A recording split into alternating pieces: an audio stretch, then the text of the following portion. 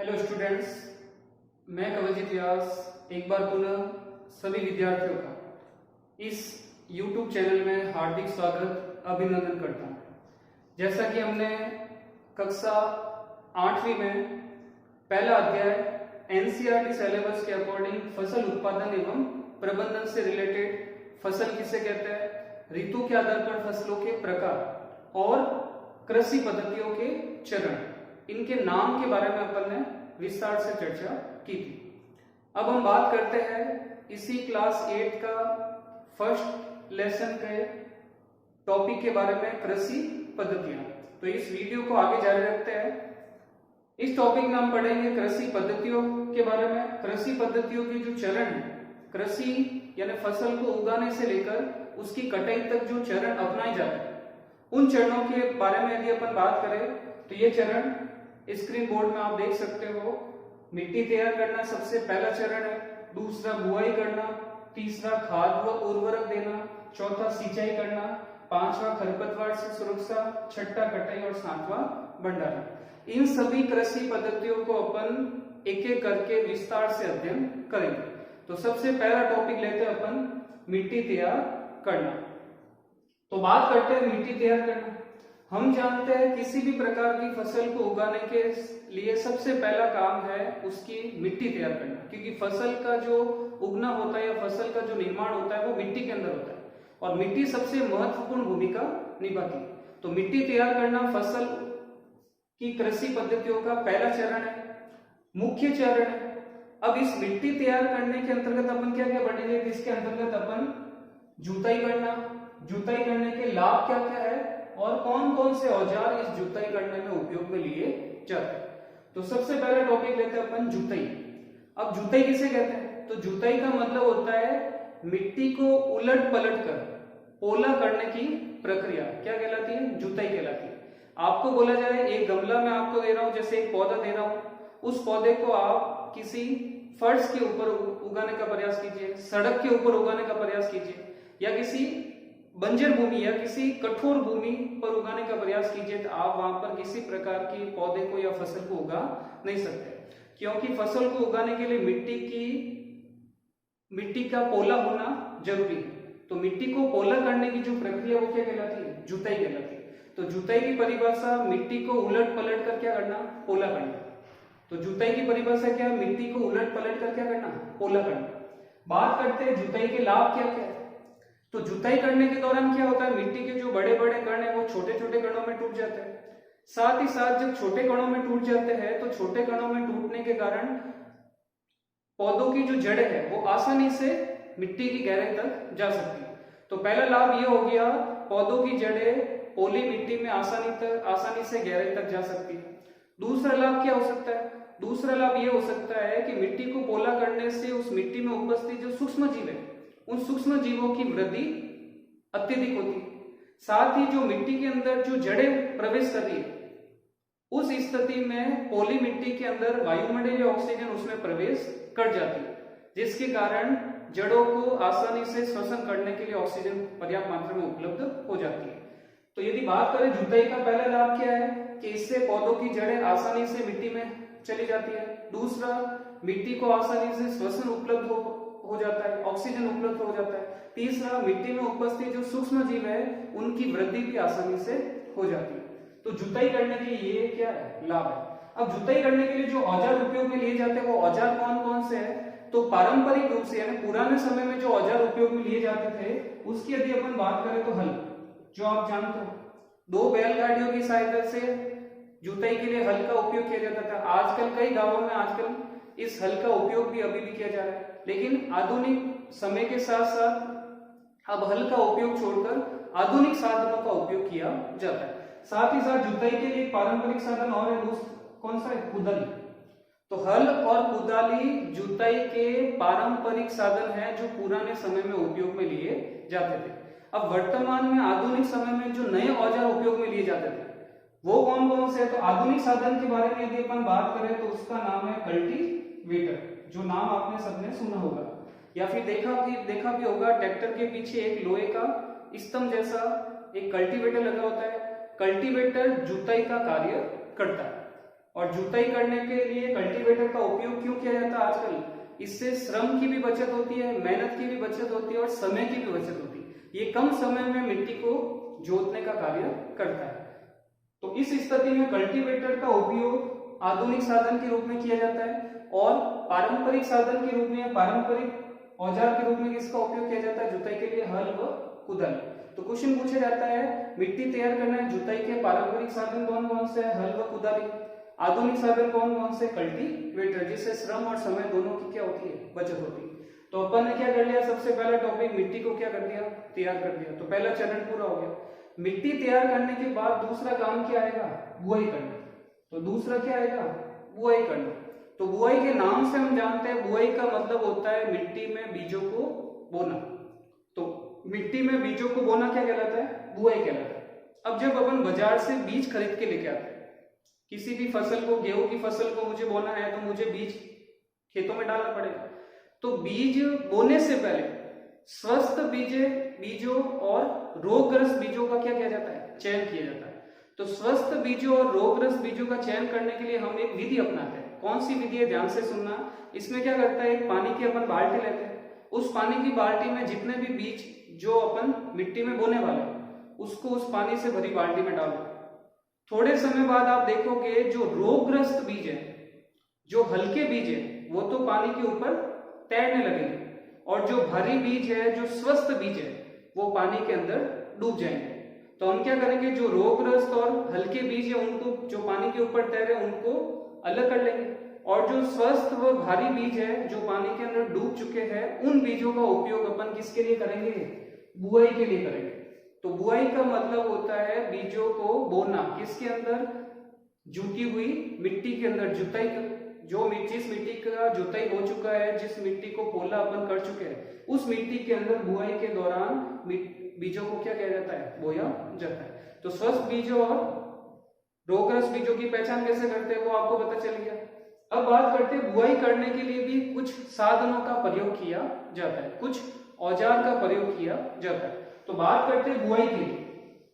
किसके लिए बात करते हैं? बुआई के लिए। तो बात करें यदि अपन बुआई के लिए, तो बुआई के लिए जिन जिन साधनों का प्रयोग किया जाता है उसके बारे में बात करें तो इसमें भी पारंपरिक साधन है। तो पारंपरिक साधन में क्या होता है? एक कीप के आकार की संरचना होती है। क्या होता है? जैसे इस प्रकार की कीप के आकार की संरचना होती है और इस कीप के नीचे बहुत सारे पाइप जुड़े होते हैं। बहुत सारे क्या होते हैं? पाइप जुड़े होते हैं। अब इस कीप के अंदर बीजों को क्या किया जाता है? डाला जाता है। आगे आगे हल चलता है। हल चलने के दौरान मिट्टी खुदती जाती है और पीछे इस कीप की संरचना को लगाया जाता है और इसके अंदर क्या डाला जाता है? बीजों को डाला जाता है।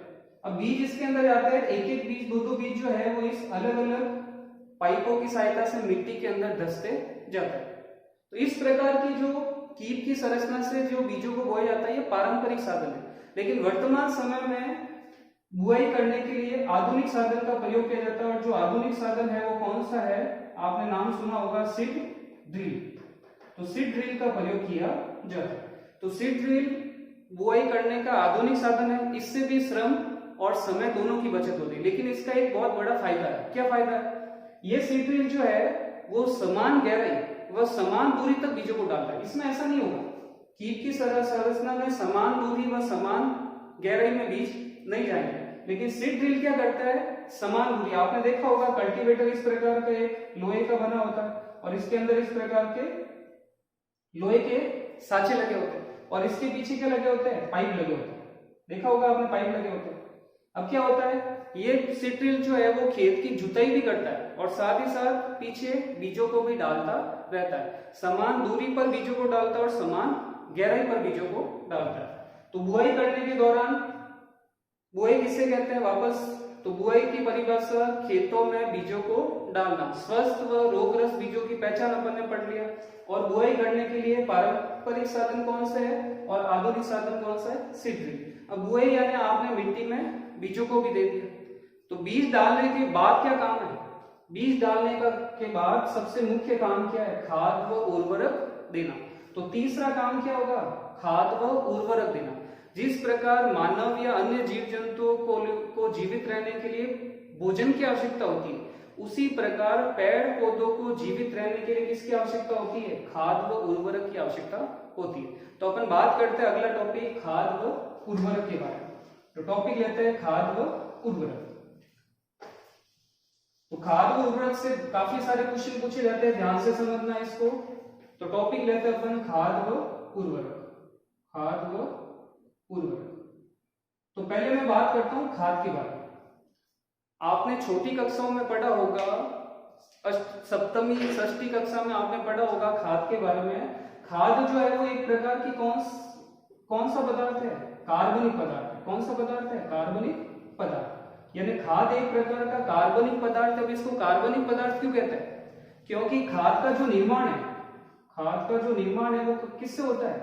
खाद का निर्माण होता है पादप व जंतु अपशिष्ट से। खाद का निर्माण किससे होता है? पादप व जंतु अपशिष्टों से।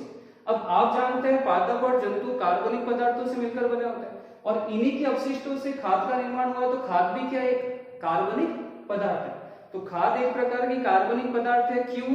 क्योंकि खाद का निर्माण पादप व जंतु अपशिष्टों के किससे होता है? अपघटन से होता है। किससे होता है? अपघटन से। तो खाद का निर्माण, या अपन क्यों कहेंगे, क्वेश्चन पूछ लिया खाद को कार्बनिक पदार्थ क्यों कहा जाता है? क्योंकि खाद का निर्माण पादप व जंतु अपशिष्टों के अपघटन से होता है, इसलिए इन्हें कार्बनिक पदार्थों से निर्मित माना जाता है। अब बात आती है खाद का निर्माण होता कैसे? खाद का जो ये निर्माण है वो कैसे होता है, उसके बारे में बात करते हैं। तो खाद का निर्माण कैसे होता है, जिसके लिए अपन एक मेथड उपयोग में लेते हैं। उस मेथड का नाम आप याद करना, वर्मी कंपोस्ट। क्या कहते हैं? Vermi compost. तो वर्मी कंपोस्ट क्या है? वर्मी कंपोस्ट एक ऐसी प्रक्रिया है जिसमें किसका निर्माण किया जाता है? खाद का निर्माण किया जाता है। इस विधि में क्या होता है? इस प्रक्रिया में आप क्या करोगे? पादप अपशिष्टों को इकट्ठा करेंगे। पादप अपशिष्ट कौन कौन से है? जैसे कि पादप की टूटी हुई टहनियां, पादप के टूटे हुए पुष्प है, टूटे हुए फल है, कोई भी पादप का अवशिष्ट भाग जो पादप द्वारा उपयोग में नहीं लिया जाता। साथ ही जंतु का अवशिष्ट जैसे गोबर, मल मूत्र, इसको आपने इकट्ठा कर दिया। इकट्ठा करके गड्ढे के अंदर डाल दो, और गड्ढे के अंदर डालकर उसको खुला छोड़ दो। तो थोड़े समय बाद आप क्या देखोगे? उस गड्ढे में उस कार्बनिक अपशिष्टों के अपघटन से एक काले रंग का पदार्थ बनता है। उस काले रंग के पदार्थ को क्या कहते हैं? ह्यूमस कहते हैं। क्या कहते हैं? ह्यूमस कहा जाता है। और ह्यूमस ही पादप का क्या है? खाद है, पादप का पोषक तत्व है। तो क्वेश्चन पूछा जाता है वर्मी कंपोस्ट किसे कहते हैं? देखो, एक तो है कंपोस्ट और एक है वर्मी कंपोस्ट। कंपोस्ट का मतलब हो गया, कंपोस्ट का मतलब होता है गड्ढा। गड्ढे के अंदर कार्बनिक अपशिष्ट पदार्थ आपने डाल दिए। कौन से अपशिष्ट पदार्थ? पादप व जंतु अपशिष्ट। तो गड्ढे के अंदर पादप व जंतु अपशिष्ट आपने डाल दिए, फिर उसको खुला छोड़ दिया। तो जीवाणु द्वारा उसका अपघटन जो होता है, और अपघटन के दौरान ह्यूमस का जो निर्माण होता है वो तो कहलाता है कंपोस्ट। क्या कहलाएगा? कंपोस्ट। और वही अपघटन की प्रक्रिया किसके द्वारा हो? वर्मी का मतलब होता है केचुआ। वही प्रक्रिया यदि किसके द्वारा हो? लाल केचुए द्वारा हो, तो उस प्रक्रिया को वर्मी कंपोस्ट कहा जाता है।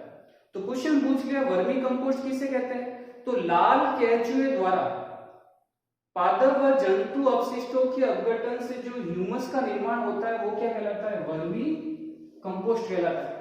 तो वर्मी कंपोस्ट की परिभाषा पूछी जाती है, लाल केचुए द्वारा पादप व जंतु अपशिष्टों के अपघटन से जो ह्यूमस, जो खाद का निर्माण होता है उसे अपन क्या कहते हैं? Vermi compost. तो खाद का निर्माण इस वर्मी कंपोस्ट की प्रक्रिया द्वारा किया जाता है। साथ ही साथ उर्वरक की बात करें तो उर्वरक फैक्ट्रियों के अंदर बनाया जाता है, ये मानव निर्मित है। खाद तो प्राकृतिक है, प्रकृति के द्वारा ये अपने आप बनती रहती है। यदि आप गड्ढे के अंदर इन पदार्थों को नहीं डालोगे तो भी किसी न किसी प्रक्रम द्वारा गोबर जो है, अन्य पादप के जो अपशिष्ट है वो खाद का निर्माण कर चुके होंगे, उनसे खाद बन चुकी होगी। तो प्राकृतिक प्रक्रिया। लेकिन उर्वरक जो है वो कैसी प्रक्रिया है? रासायनिक प्रक्रिया। तो यहां से एक इंपॉर्टेंट प्रश्न पूछा जाता है, very very very very important, 8 board से रिलेटेड सबसे ज्यादा इंपॉर्टेंट क्वेश्चन पूछा जाता है, खाद व उर्वरक में अंतर लिखिए। तो अपन टॉपिक लेते हैं खाद व उर्वरक में अंतर। तो देखो ध्यान से समझना, टॉपिक अपन लेते हैं अगला, खाद व उर्वरक में अंतर। तो एक तरफ मैं खाद लिख रहा हूं, एक तरफ उर्वरक। ध्यान रखना, जब भी अंतर का क्वेश्चन आए तो डिवाइडेशन करके आपको लिखना है, थ्योरेटिकल फॉर्म में नहीं लिखना है। खाद एक तरफ और उर्वरक एक तरफ। तो अंतर कौन कौन सा है? सबसे पहला अंतर, खाद, अभी मैंने आपको बताया, खाद मानव द्वारा बनाया जाता है या प्रकृति प्राकृतिक रूप से बनता है, प्राकृतिक रूप से, तो अपन बोलेंगे खाद जो है वो एक प्राकृतिक प्रक्रिया, प्राकृतिक प्रक्रिया। जबकि उर्वरक जो है वो क्या है, वो रासायनिक प्रक्रिया, रासायनिक प्रक्रिया या कह सकते हैं मानव निर्मित प्रक्रिया, मानव निर्मित प्रक्रिया। तो क्या बोलेंगे अपन, ये जवाब मानव निर्मित प्रक्रिया। तो खाद जो है वो प्राकृतिक प्रक्रिया है, जबकि उर्वरक एक मानव निर्मित प्रक्रिया। खाद का निर्माण प्रकृति में हो जाता है, जबकि प्राकृतिक रूप से हो जाता है, जबकि उर्वरक का निर्माण मानव निर्मित यानी मानव के द्वारा किया जाता है। दूसरा यदि अपन बात करें तो खाद का निर्माण कहाँ किया जाता है, खेतों में। खाद कहाँ बनाई जाती है, खेतों में। भी मैंने बताया गड्ढा खोद कर फिर तो खेतों में। जबकि उर्वरक का जो निर्माण है वो कहाँ होता है, फैक्ट्रियों के अंदर होता है। कहाँ होता है, फैक्ट्रियों। तो उर्वरक खाद का निर्माण खेतों के अंदर होता है, उर्वरक का निर्माण कहाँ होता है, फैक्ट्रियों के अंदर होता है। तीसरा यदि अपन बात करें खाद से रिलेटेड, तो खाद के अंदर ध्यान से समझना, खाद के अंदर पोषक तत्व, पोषक तत्व मुख्य रूप से आप याद करना एनपीके, एनपीके। एन का मतलब नाइट्रोजन, पी का मतलब फास्फोरस और के का मतलब पोटेशियम। तो एनपीके का याद रखना, नाइट्रोजन, फास्फोरस, पोटेशियम। तो पोषक तत्वों की जो मात्रा है खाद के अंदर क्या होती है, कम होती है, याद रखना। तो खाद के अंदर पोषक तत्वों की मात्रा कम होती है, जबकि उर्वरक के अंदर इस एनपीके की जो मात्रा है, एनपीके की मात्रा क्या होती है, अधिक होती है। तो उर्वरक के अंदर इस एनपीके की मात्रा क्या होती है, अधिक होती है। एनपीके का मतलब नाइट्रोजन, फास्फोरस और पोटेशियम की मात्रा क्या होती है, अधिक होती है। तो खाद के अंदर पोषक तत्वों की मात्रा कम, उर्वरक के अंदर पोषक तत्वों की मात्रा अधिक होती है। और चौथा यदि अपन बात करें, खाद जो है वो मिट्टी की उपजाऊ क्षमता, उपजाऊ क्षमता को क्या करती है, बढ़ाती है। खाद मिट्टी की उपजाऊ क्षमता को क्या करती है, बढ़ाती है। जबकि उर्वरक जो है वो मिट्टी की उपजाऊ क्षमता को क्या करती है, कम करती है, रखना। यानी यदि आप किसी खेत के अंदर खाद का निरंतर उपयोग करोगे तो मिट्टी की उपजाऊ क्षमता, मिट्टी की गठन क्षमता, मिट्टी की जल धारण क्षमता, जल को ग्रहण करने की क्षमता बढ़ेगी। जबकि उर्वरक का उपयोग करोगे तो मिट्टी धीरे धीरे बंजर होना प्रारंभ हो जाएगी, ध्यान रखना। पोषक तत्व तो अधिक मिलेंगे पौधों को, लेकिन मिट्टी की जो गठन क्षमता है, मिट्टी की जल धारण क्षमता है, मिट्टी की उपजाऊ क्षमता जो है वो उर्वरक के उपयोग से क्या हो जाएगी, कम हो जाएगी। इसलिए उर्वरक का उपयोग नहीं करके किसका उपयोग करना चाहिए, खाद का। अब बात की जाती है उर्वरक में पोषक तत्व है, जिसका उपयोग क्यों नहीं करें। तो उर्वरक एक तो रासायनिक पदार्थ है, मानव निर्मित पदार्थ है, तो इससे प्रदूषण भी होता है। तो उर्वरक का उपयोग करने से खेतों के जल के साथ ये उर्वरक मिलने से जल प्रदूषण होता है, जो अन्य प्रकार के कई जंतुओं को ये प्रभावित करता है।